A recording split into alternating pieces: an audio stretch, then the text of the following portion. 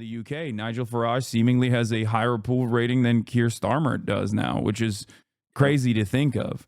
I mean, this guy is like a clown. He's a failure. He's wild. Yeah.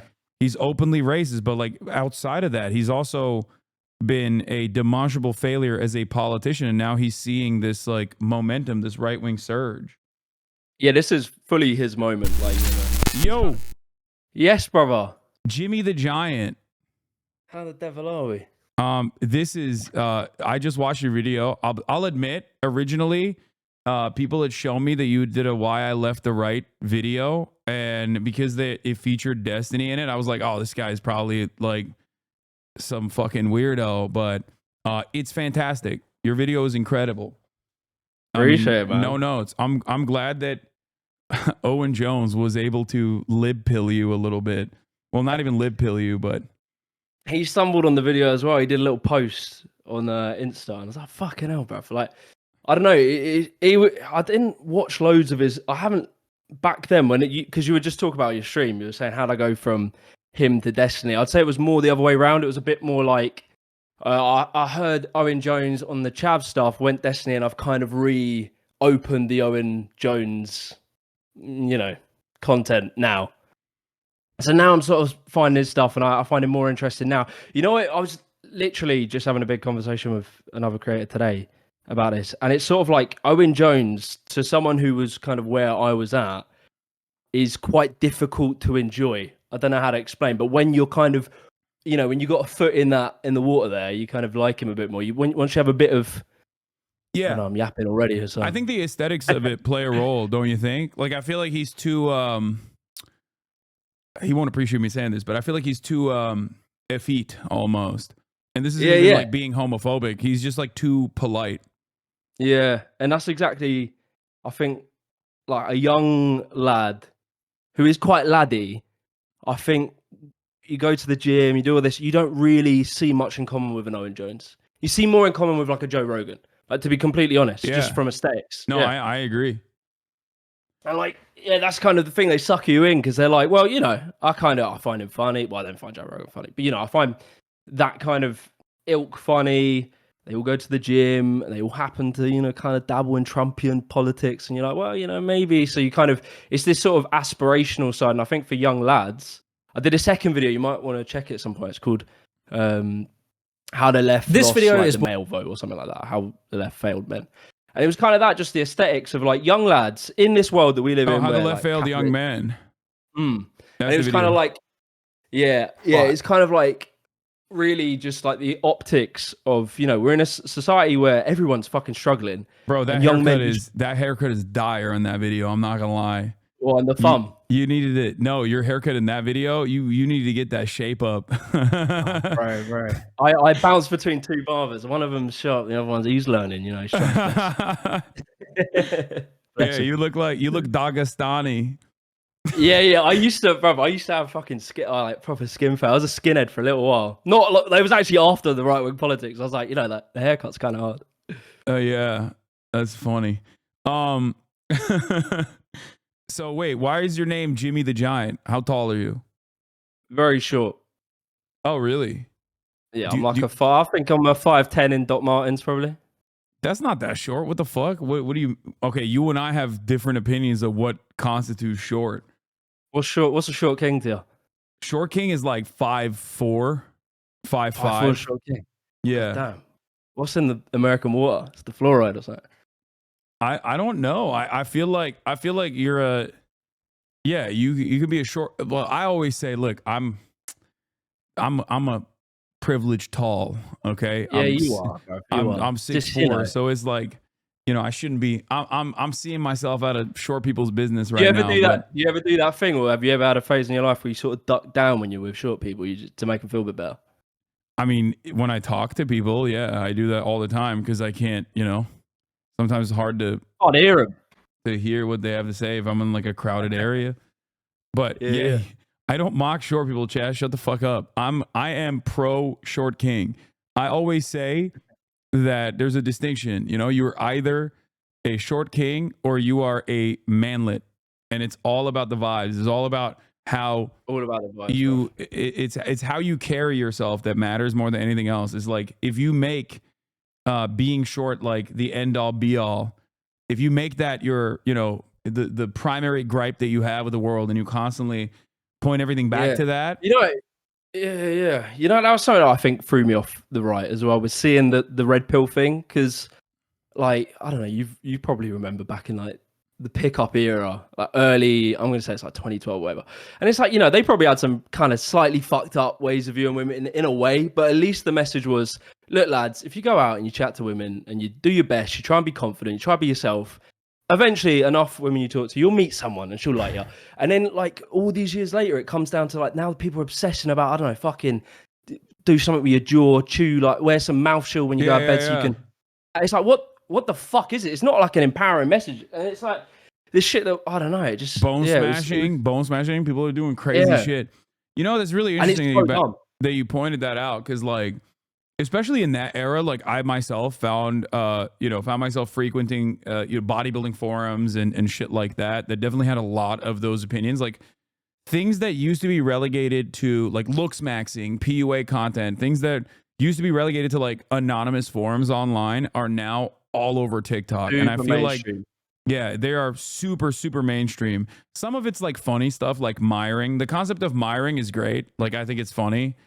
But then some of it is like very like genetic predetermination. And I don't think human beings should operate like that, and don't operate like that. It's such a sad thing, because like literally you can tell lads, just go to the gym, get a hobby, learn who you are, and put yourself out there. Meet, just say hello to them. You don't have to over fucking think it. These people think it on so many levels. They're like, bro, you need like this. This is the line. This is how you say it. And I understand that just how life is and how meeting friends are. Eventually, someone will like you. And I really found it kind of sad when they get into all this like Andrew Tate era, and it becomes so complicated. It becomes so mathematical. And it's like, ultimately, all you really need to do is build your confidence and just speak to people. And to me, it's actually like really sad what they tell young lads. Like, it's really demotivating. I can't imagine being like that. Yeah. No, absolutely. So you're saying that you saw inconsistencies within the right, going back to your video originally, that like caused you to kind of snap out of it. I don't know if you watched my whole reaction, but like I showed, you said you were a Young Turks fan. Did you ever see any of my videos back in the day or no? No, I saw your videos probably 20. I would have only seen right wingers talk about you, to be completely honest. Like I remember seeing like an odd Facebook video of you like once or twice, but yeah. So in that process, at the time, like I was looking at, like I always love hearing from people who have like changed their minds on things and like become left wing or developed a different understanding of the world. And it's what I try to get others to also engage in. Like I want people, I'm usually very charitable to people unless they've like demonstrated that they deserve no charity, unless they've gone beyond like a certain point. I always have hope that people can learn and change their attitudes, change their minds. And I think like we take a lot of stuff for granted. We take a lot of our social conditioning for granted. We think like, oh, this is just the way the world is, right?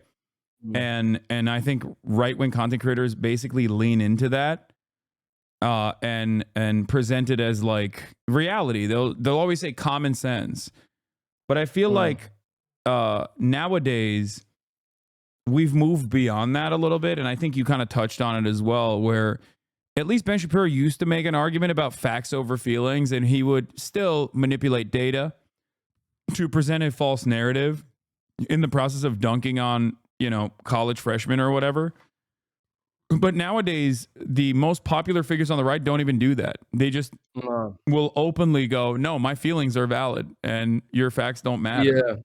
Yeah, the weird one is seeing, there's two like big moments that stick out in my head, is like seeing Ben Shapiro flip-flop on tariffs. Like the old, you must have seen that video where he's like talking about how tariffs work, and he's saying he's completely right in that clip. How he's talking about it was probably 6 years ago, and then now he flip-flops, and it's like, well, I don't even know who he kind of just glossed over it. It was in like iced coffee hour, I think. who's talking about. And then the other one, the fucking dude, the most scary thing I think I saw in the whole American elections wasn't Trump saying the cats and dogs things. Obviously I was fucked, but it was JD Vance's way of reworking that, because his brain is like conniving. I almost think he is more intelligent, like way more intelligent. Yeah. And he obviously, you know, if you obviously know about his past, he like used to call out Trump for his fuckery. Yeah, he called him. So he called him Adolf Hitler to his friend in a private correspondence in 2016. Yeah, but the fact he was so clever to take what Trump said, which was the cats and dog. He goes, "Well, madam, whatever, fucking it was. If we need to do memes to get people to talk about the real issues that are really affecting the real people, blah blah blah blah blah," and he spun, literally accepting it was bullshit. I mean, he doesn't fully accept it, but the way he spins that to be like, ultimately, it doesn't matter if we do a bit of propaganda where we're kind of overtly lying, as long as it gets the real message being bullshit. But it's so, and I found out more scary, and just seeing like, the devolution of the right wing. Like, there was a period of time where if you're a right winger, I even say it about like Trump. If you were someone who voted for him in 2016, I don't think you're the same as someone who voted for him this year. I think that can be two very different places. You can vote for him in 2016 from a different perspective than now. Now it's like you have to be anti, like, truth, like, I don't like, and just have no trust in the establishments that deliver what we consider truth, I suppose. And it's that's such a different frame. I don't know. I have a different perspective. I don't think people who voted for Trump in 2016 were irredeemable, and I don't even think people who voted for Donald Trump now are irredeemable. I think that it's the same exact pressures that they're experiencing, and I think that the right is very good at channeling that frustration to appropriate vectors that don't disrupt the hierarchies that are set in under capitalism. Like, it's not your boss, it's not your fucking landlord, it's not the corporations that have, especially in your country, like privatized certain key sectors like transportation, housing, right? Like gutting council housing, and all of that has exploded in worse material conditions overall for the working class in the UK. It's not those guys, it's the migrants, it's the immigrants that are coming on boats that's actually like disrupting society. Even before the immigrants coming on boats, it was the fucking Polish, right? That's what like a big part of the Brexit movement is that like Polish people are coming, and that's not good. That's fucking terrifying. Do you know all about the kind of reverse Polish migration and stuff that's happening like these days? Oh, they're escaping? And they're like, from my understanding, I haven't like delved deep, just sort of peripheral understanding of this topic. Is that in the 2000s they came here because, you know, better life, blah blah blah. They came here and everyone hated it. I fully remember like people being like, "Oh, the Poles, mate, the Poles, they're fucking taking all your jokes." Like, it was like the Poles was an insulting word. It was like saying the P word or like the N word. It was like similar. And you know, their country is now popping, like they're doing well economically to some degree, and now a lot of them are going back to Poland and they don't want to come here. Like, it's not appealing anymore, and it's like so ironic. I feel like what we're doing in Britain is like we're really taking our moment we're in and like the history of Britain or whatever for granted, that we are always going to be the best. We're always going to have this brand of being Britain, but I think we're going to I could really see it in 10 years where we go, fuck, we turned all the immigrants away and we could have really done with them. And we'll like have this sort of buyer's remorse from this thing. Because we heavily rely on immigration in this country to like power most of our, a lot of our industries, and a lot of like, say, the NHS and stuff like that. It's like, I feel like we're making such a short-termist perspective. And I truly reckon we'll regret it. I think like how you see it with the Polish people, they're going back to their country, taking the money that they've made here, and now Poland's doing well, and it's like we're so short-termist. Yeah, I did a whole video just on the whole immigration stuff, and bruv, it's a fucking headache. Yeah. And so one thing I wanted to ask you, what do you think about, because some of the pro-labor people in the UK got a little mad at me when I initially covered the expected results of Starmer's victory in the last election cycle, where while a lot of people wanted to be joyous in that moment, in the occasion, it's like, oh, finally we've put an end to like 16 years of Tory austerity. It's over. Like, these guys are done. I've been a big Corbynite from the jump. I've been a very big Corbyn supporter from the jump, and I had closely watched what happened internally within the Labor Party and the internal labor politics of like basically destroying Corbyn from within the party and virtually collaborating with the British press, which I think is sometimes even far worse and way more organized and way more intelligent than the American press is. And I warned my British chatters that the victory that Keir Starmer had over the Tories was actually a minor one, and if they were to continue with privatization or continue with austerity, that the real troublesome signs for England were right there with the momentum that reform had gotten. And a lot of people were like, "Oh, you don't know what the fuck you're talking about." But I feel like it's becoming a reality pretty fast in the UK. Nigel Farage seemingly has a higher approval rating than Keir Starmer does now, which is crazy to think of. I mean, this guy is like a clown. He's a failure. He's wild. Yeah. He's openly racist, but like outside of that, he's also been a demonstrable failure as a politician, and now he's seeing this like momentum, this right-wing surge. Yeah, this is fully his moment. Like he's cut through certain times over the years. Like, obviously Brexit is a big one. He stood down a load of people. I think it was 2019. He like stood down UKIP candidates in conservative areas. Like he's had moments, and this is like his moment. And I want to make a video on Elon Musk, his sort of war on Britain or whatever he's doing, whatever the fuck he's doing. But the fear is like obviously he's going to fund reform, and like I don't know, man. Like I think to be honest, like I don't know, it's quite hard when we talk about politics and that. It's like we're talking about as people that, you know, we watch it a lot. And what you were saying, you were being quite charitable there about people who vote for Trump. You're all right, to be honest. Like most people that vote for these people, they're not sat like us, like reading, watching, and all this stuff. They're just sort of, you know, going about their life. They're fucking busy people, and they live in top. So yeah, but I think people who kind of voted for Keir Starmer, we all knew he is like a watered down neoliberal Tory. He's like slightly less. There's some history of him, like, I don't know, saying more things that, I don't know, you could say are more like left wing, social democrat, whatever. But it's like we all kind of knew it. And I feel like the thing I fear the most is that he will not bring about change, and he will kill any hopes of a left wing movement by just delivering centrist politics, which is not what we need at the moment. And so like, yeah, that's the real thing. It's like, okay, you've had Tories for 14 years, you give Labour a chance, and if they do not they can't even just do okay, they have to fucking smash it. And it's very unlikely the way they're going about it that they're going to fucking smash it. It's just, probably it's going to plod along and get a little bit shitter. Maybe it'll be less shit than if it was under the Tories, but it's probably going to be shitter. And then all you're opening the door for is for people to be like, fuck me, we just need a change, man.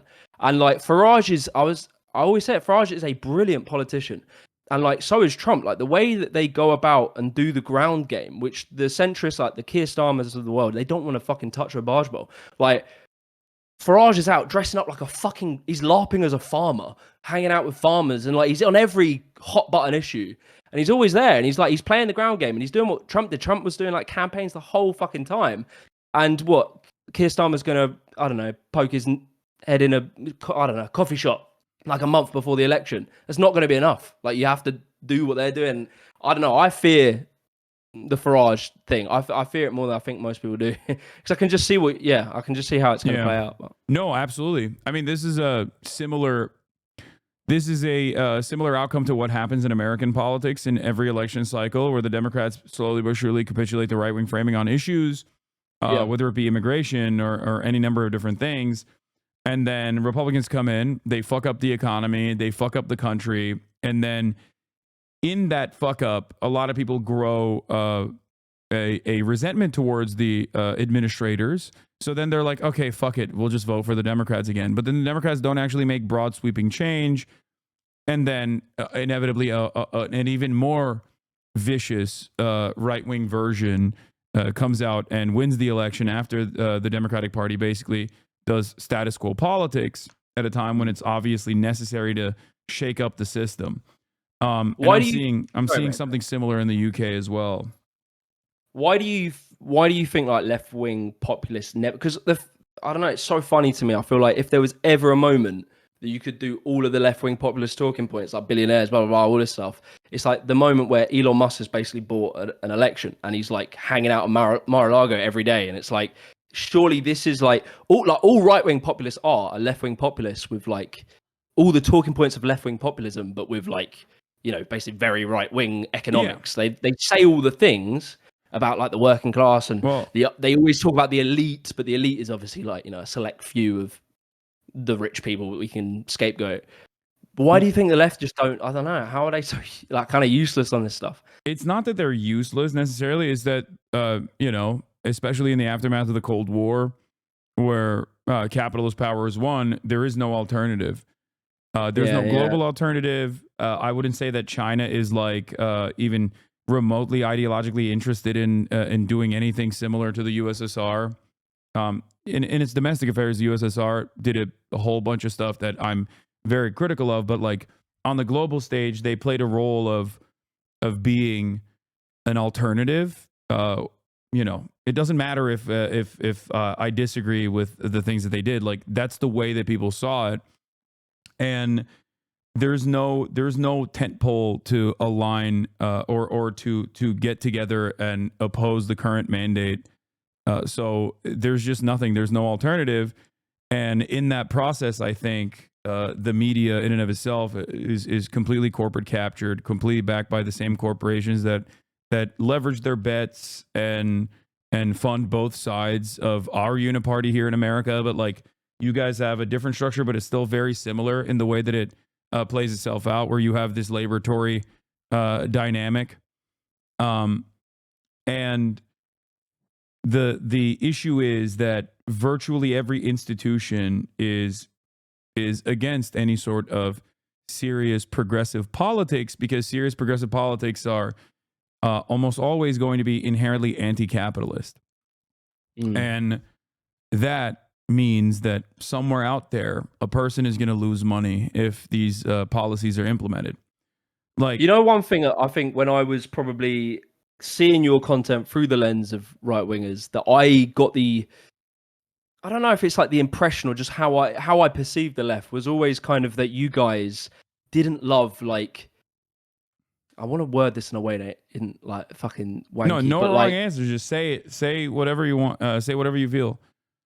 I feel like the perception is, and I don't know how they get it, but the right wing on their economics, they make the middle class, like the person who wants to go out and set up a business and go and fucking, you know, make something, add something to the world. They somehow make them feel included whilst they're not included. Like I was chatting with Gary's economics, he's mentioned in a video.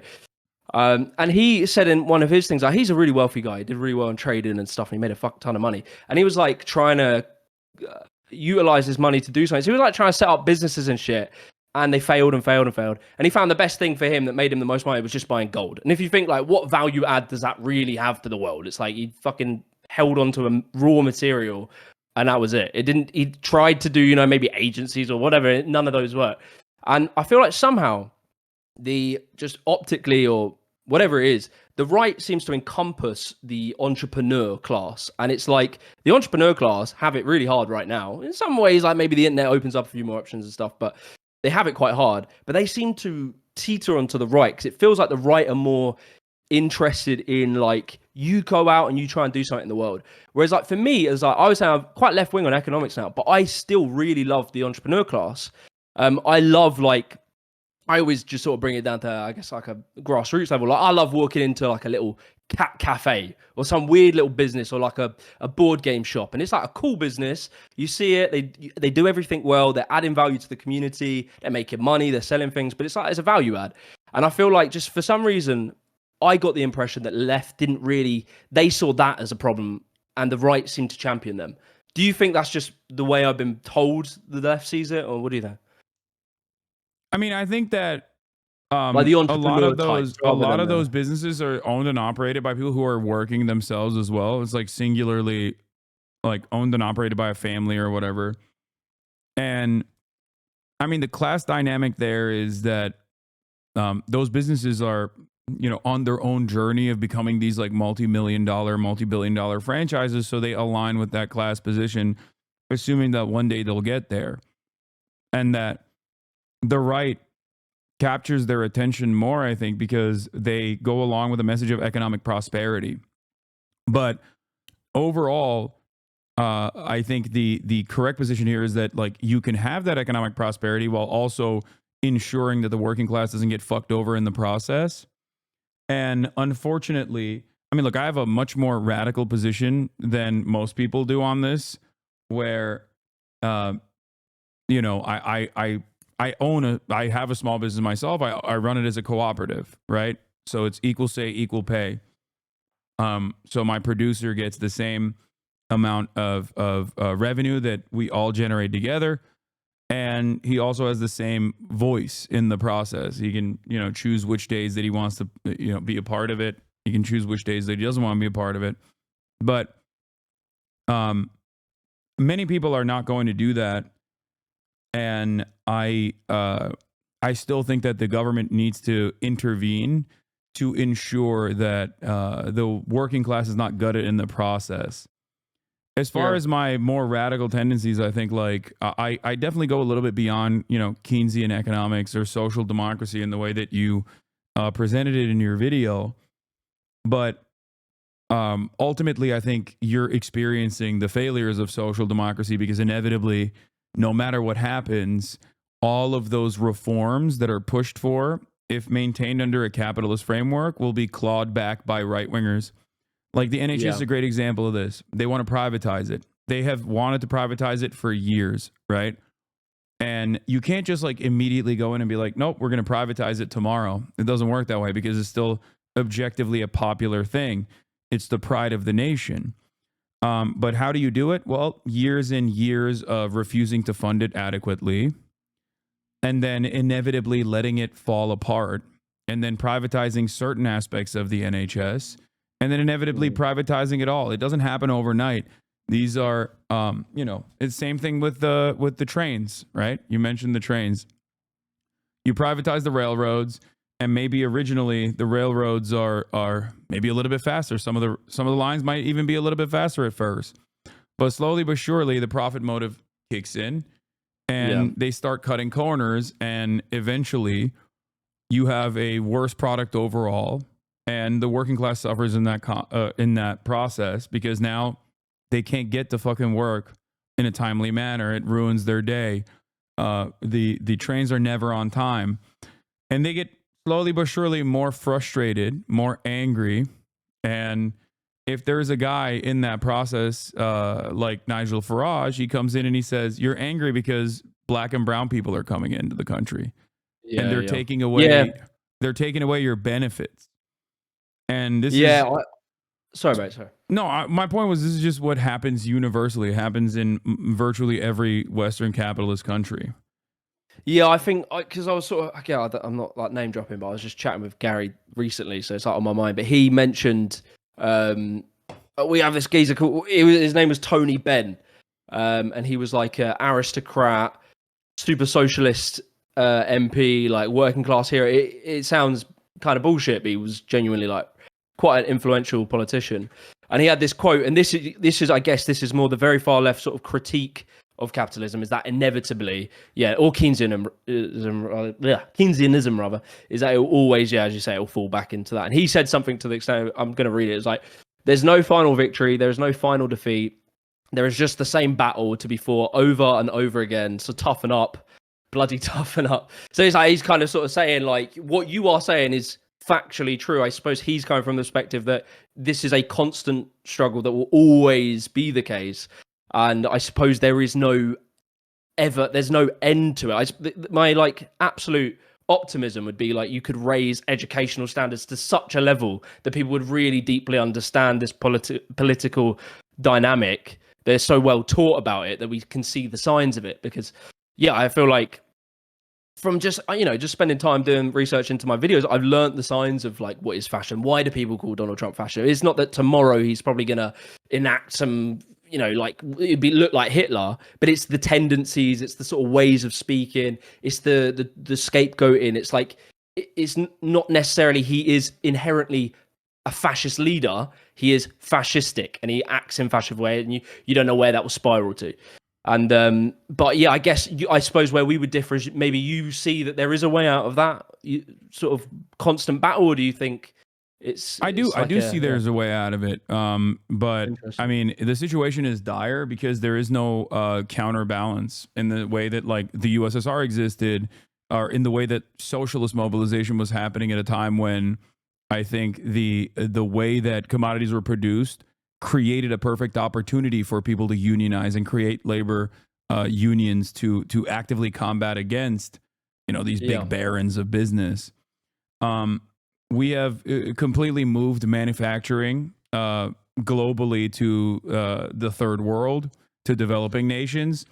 So now you don't even have the factory assembly line, which is so perfect for uh, it's so primed for unionization. Like the route tasks that you engage in side by side with others allow you to understand class consciousness a little bit better. And the reason why neoliberals like Thatcher and Ronald Reagan here in America have smashed labor unions into bits and pieces so effectively is because they recognize the danger that these initiatives held. mm. So I think that's what it is. There is Yeah. no that is one of the major problems, which is why I'm always a big advocate for labor unions and union initiatives all around the world. Yeah, I mean, I suppose that what you're saying, this is why I can understand your critique, and I think it is factually true. I suppose I don't know. I just think we can't go the other way totally. You have to sort of have this balance. But the thing that makes me understand where you're coming from is like the Scandinavian countries. From my understanding, I think Denmark, they have slowly started to like go a bit more towards privatization.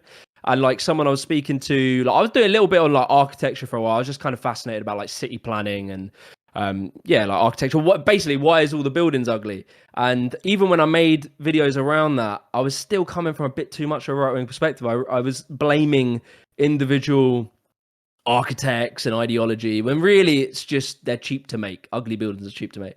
But whilst I was in this kind of like rabbit hole, I was doing like I was banging out these like little Instagram reels where I just go, look how fucking ugly this building is. It was super simple. And someone who made, I'll give him a shout out. Their name's like Copenhagen Ugly, and they were telling me about how they've started to move away from these kind of principles. The way they explained it to me was that the generation, and it kind of sort of sounds maybe similar to Britain in a way, but the generation that had experienced such benefit from these policies, they had become maybe lazy or entitled, and they've started to like pull the ladder up behind them or something like that. But yeah, I don't Yeah. understand. I don't know fully if it's true what I'm saying, but I seem to understand that they are starting to undo some of those policies. So I get your critique, but yeah, it's hard to envision a world outside of that sort of dynamic of like Keynesianism or capitalism. I don't know.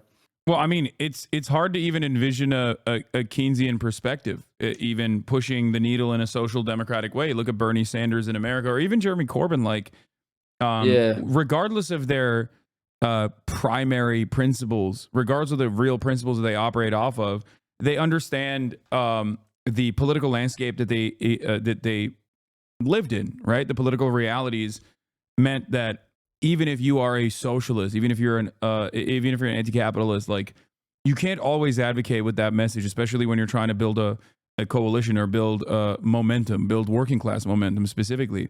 Part of that reason is because of what you just mentioned, which is the idea that like, well, there's a lot of like small business owners who then find themselves in the throes of right-wing sentiment because they think, well, this is good for enterprise, right? Mm. Not recognizing, ironically enough, that many of the initiatives, many of the steps that the right take in terms of deregulation, in terms of undermining social safety nets, actually make it less competitive, make the marketplace less competitive overall. I'll give you an Yeah. example of Tim Walz here. He is no socialist by any means. He's the governor of Minnesota. He was Kamala Harris's VP pick. I like him quite a bit.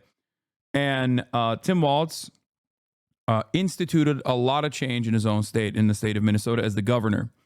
He actually he actually signed into law paid family leave, paid emergency leave, and numerous initiatives, including, this is going to sound crazy for a British person, but free school lunches, which is not real in America. We don't have that in many places in America. Fucking Like hell, there's a bro. thing called school lunch debt in America.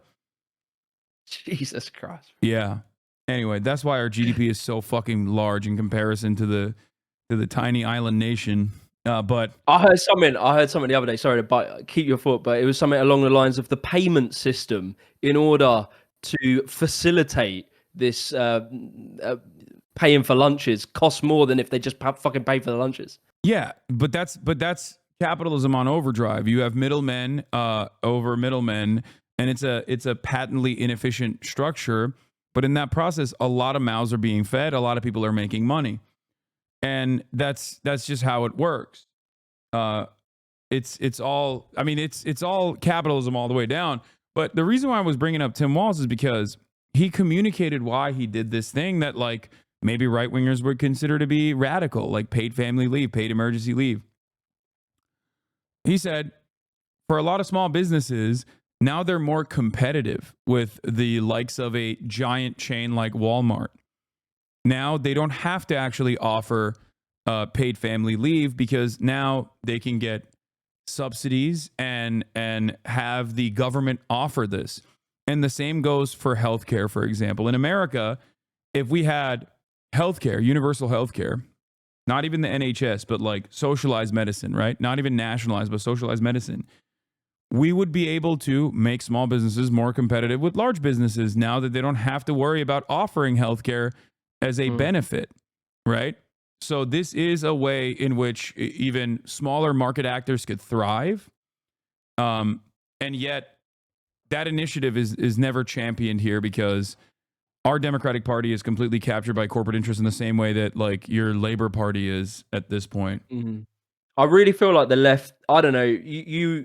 I know you champion a lot of social issues, and I sort of fundamentally agree on a lot of these social issues. But I feel like just the political approach should be just to focus purely on economics in this era, in this period of time. Because I think when you argue things logically, like that, like what you just said, or like what I was saying about the school lunches, it's like just economic arguments.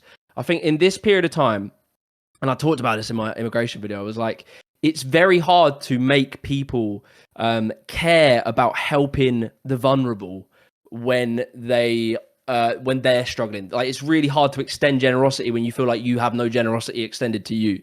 So it's like getting caught up on a lot of these like social issues when really you can just focus on economic arguments, and a lot of the economic arguments will rise the boat. Like if you can move the economics to be more fair, more redistributive, then you rise the tide for everyone in society, and then you can move on to the social issues. I think, like, I don't know, I really struggle with the social issues just because they're so stupid, and they're just like so easy to like get people to get really caught up in this dumb ideology over, rather like, you know, things like fucking, well, I talked about in my video about the pronouns and shit. It's like, realistically, it does not impact your life the single bit just to say someone's fucking pronoun. It would be weirder to not. It'd be strange to like actively misgender something. It'd be weird to do that.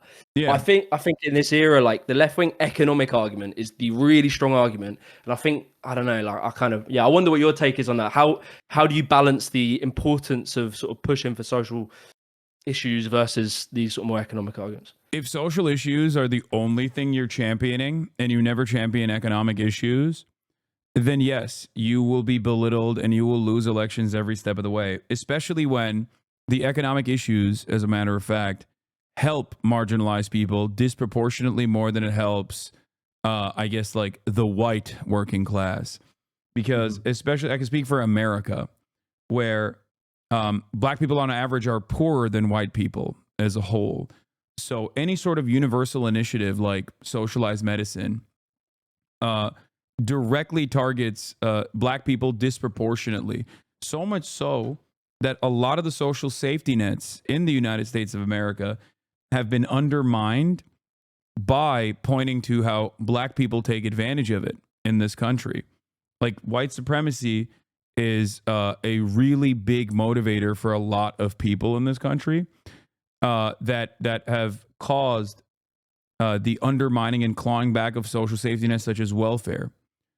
Bill Clinton also played a role in this as well.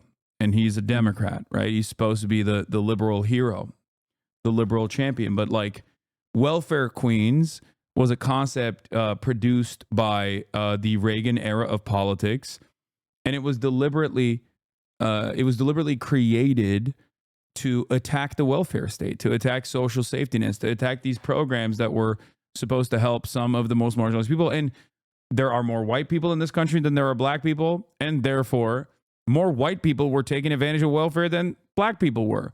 Maybe black people were disproportionately, or black people per capita were taking advantage of welfare more, but there were more white people using it. And the undermining of the welfare system, championed by the very same white people that use welfare, actually ended up harming them. So my point always is pushing for universal policies and then telling people like, look, it's unconditional. It means everyone gets health care. You don't get to carve out people that you don't like from this process. You don't get to say Medicare for all means Medicare for all except for trans people. Medicare for all means Medicare for all except for Nazis even. Like that's like something that I also always talk about, where it's the goal of these universal programs is to improve people's material conditions unconditionally so that they are less likely to succumb to the throes of right-wing sentiment, like fascist opinions, reactionary opinions. I feel like you can maneuver the same argument into terms that will appeal to a right winger. So like fundamentally, I would say, I said it in the video, I was like, the reason I believe in these things is because I'm a selfish prick. Like the reason I don't want more crime is because I don't want my life affected by crime. And I think some of the things that I've had a little bit of breakthroughs with, I guess more, so I get some nice comments where people are like, oh, you changed my perspective of it, from being a right winger to, a bit more on the left or whatever. And some of it is like positioning stuff into selfishness. So being like, look, mate, crime is bad. Like if crime exists in your community, it is bad for you. Your house property, your life, it's more risk on your life if it's great. You don't want to live in a shithole, do you? You don't want to live somewhere you feel scared. And like painting it more instead of empathy, which is sad that you need to do this, but like instead of empathy and compassion, just be like, bruv, your life is fucking worse because you're not helping these people. Because you're I do that all the time. I argue for socialism from a selfish perspective all the time. I'll do it for homelessness, right? Like, this is not my initial position. This is not like I tackle this problem from the point of empathy first and foremost. But if you want to make a selfish argument against for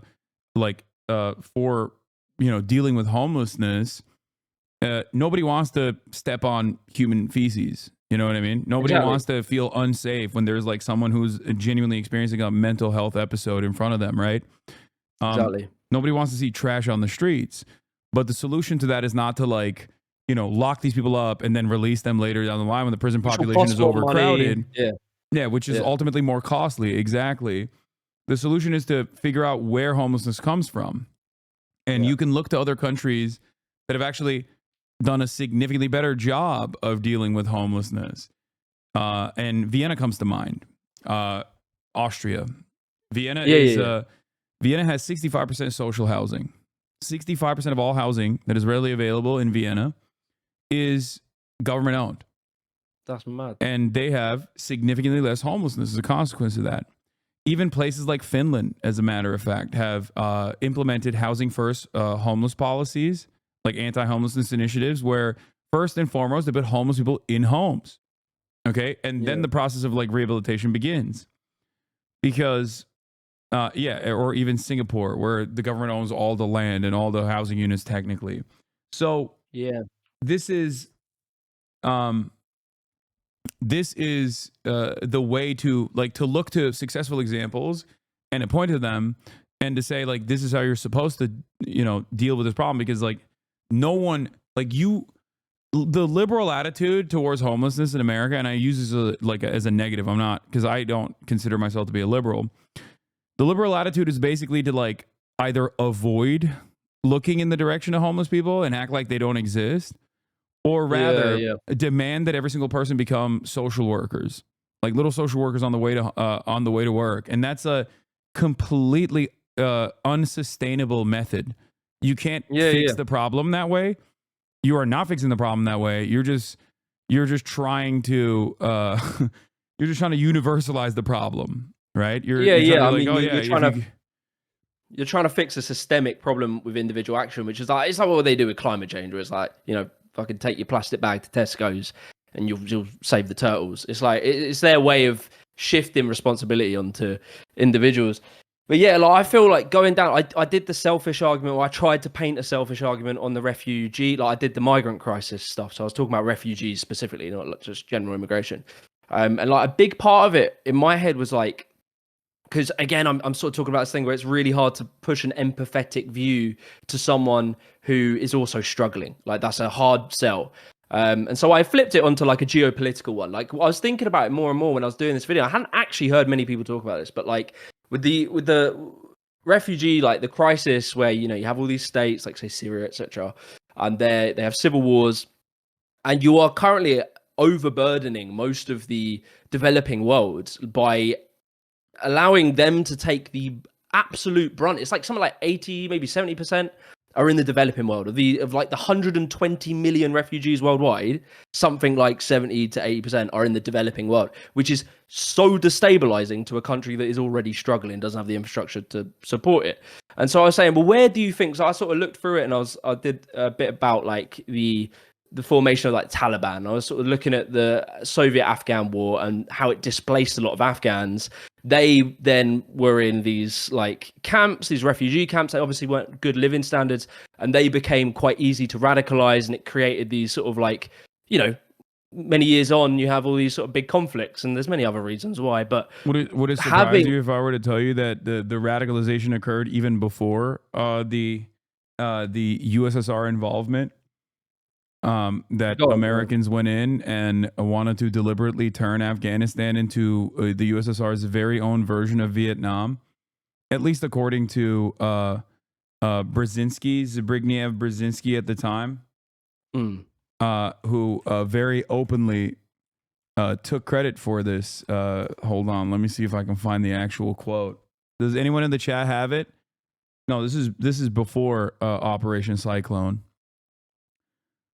Americans were priming up the Mujahideen against the brutal USSR aligned Afghan government at the time. They were socialist communists. They were like giving arms and stuff like this to. They were sort of like poking the nest as well. They were like involved in the same conflict.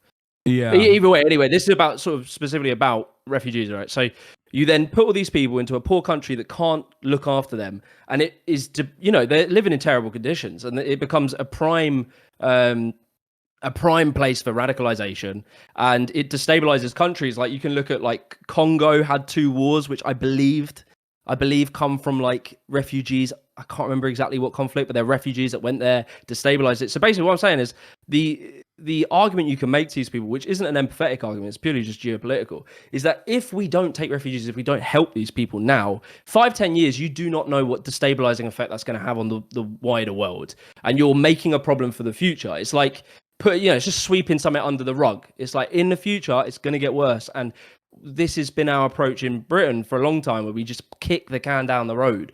And so I feel like those arguments, I don't know, I'm trying them and seeing how they push through, but just forgetting compassionate arguments, because I remember when I was in that position, you could never really argue empathy to me, because I'd always be like, mate, we're struggling. So like just sort of talking geopolitics and talking like, well, what happens if we don't help refugees? No one's really talking about it. You never hear Farage for a second think about that. What happens if we don't help these people? Yeah, no, I think that a lot of people refuse to reckon with the Western intervention that takes a formative role in these conflicts that cause this instability to begin with. I mean, the likes of Jeremy Corbyn definitely do understand it, but they're routinely vilified by the very same media that is also backed by the defense industry in both England and also in the United States of America. So when you say stuff like that, you're immediately criticized. You're like, oh, dude, you love the enemies. You want to hug and kiss the enemies. These guys are bad. These guys are bad people. And your position is born out of empathy, but it's a good starting point for a lot of people, because a lot of people it will appeal to. I just think there is a contingent of society, especially on the right, where compassionate arguments are always thwarted by what about our own problems. And obviously they never have solutions. They'll say, well, why are we housing refugees when we have our own homeless? And it's like, Yeah, what I literally did in the video. I don't see you advocating for socialized housing. Like I don't see you advocating for more Right. council housing. You know, and I that's did the same. literally in the video. I did like a control F on reform and conservative manifestos for the word homelessness, and they didn't appear once. They're in the Labour manifesto maybe 4 times, and like refugee migrant is like in their manifesto like 20 times. Reform and conservative, they don't give a shit, you know. It's like, but that's the problem though, because the new Labour manifesto or the new Labour attitude is also not great. They just span on it, man. They just Yeah. always submit to that right wing frame, and it's like, bro, but it's not necessarily right wing framing, is what I'm saying. It's more so the corporate interests there at play, and they are beholden to the same corporate masters in the same exact ways that like the right wing parties are, which is why they have to take a more tolerant approach. But because they're not actually interested in tackling the underlying problem, then they just come across as like smarmy, woke, annoying shitheads. Like smarmy, woke, annoying, liberal, elitist shitheads who don't want to address any of the real problems at all. And that's the issue. That's why I think I've got to bounce because it's quite late here. Can I ask you one last question? It's been I've really enjoyed chatting with you, by the way. Yeah. I just wanted to ask, like, what you read my tweet about Cenk. I just wanted to know, what is your inside perspective on what's going on with his? Is he like playing the game, or is it too much to? I don't know, because like I am obviously a bit biased. This is a man who's seen me shit my diapers. You know what I mean? He is my uncle after all. But yeah, I think Cenk used to be a big fighter for progressive causes, unconditionally and uncompromisingly, right? He always would tell the Democratic Party never to cave and capitulate the right-wing framing on issues. And I feel like after years and years of not getting the results that he wanted to, I think he's given up hope on the Democratic Party almost. And that's a very dangerous prospect for his future politics, because when you give up hope on the Democratic Party, that's one thing. But after giving up hope on the Democratic Party, assuming that the Republican Party is going to do anything that is at the behest of the working class, I think is when you make that leap, or when you even entertain that as a concept, you're slowly but surely radicalizing yourself in the opposite direction. And I am a little fearful, because I do see like his opinions on crime are genuine. Like he just like legitimately has a right-wing position on crime overall, where he thinks like everyone on the left is you know, they love crime. They want people to come and like rape your daughters or whatever. Like he'll say like crazy shit. And we've had some arguments both privately and publicly, including in what I call Janksgiving, where he comes over for Thanksgiving. We just did that recently, and we talked for like 3 hours. But yeah, I think, your pub conversations have got to be wild. I can't imagine when you lot have a few bevies. Yeah. But we'll see what happens. Maybe he's just being optimistic, and he'll recognize that the Republicans are not doing any of those things, or maybe he'll just like continue to double down and be like, well, this is the real enforcement that we need to see here, because he keeps talking about like stopping the bleeding, where you know, the real solutions to lower crime are too difficult. They're far too difficult. These initiatives are too broad and too much in the future. And you know, when you succumb to short-term thinking and you want to like in your mind stop the bleeding when it comes to like crime or homelessness, all of a sudden you're looking into the right-wing position on the matter. You're all of a sudden thinking that the right-wing position on the matter is stopping the bleeding, when it is exactly that attitude that has got to this, that has got us here to begin with. You know? Yeah. Goddamn. Yeah, man. It's been really cool chatting with you. I really appreciate you watching my video, and yeah, keep in touch. It'd be nice to have a few more for sure. Yeah. Keep doing what you're doing. I'll try and check Cambridge Union and Oxford Union to talk about Israel-Palestine this upcoming week. Yeah, you said Tuesday, yeah. Yeah, let me know if you want to pull up to that.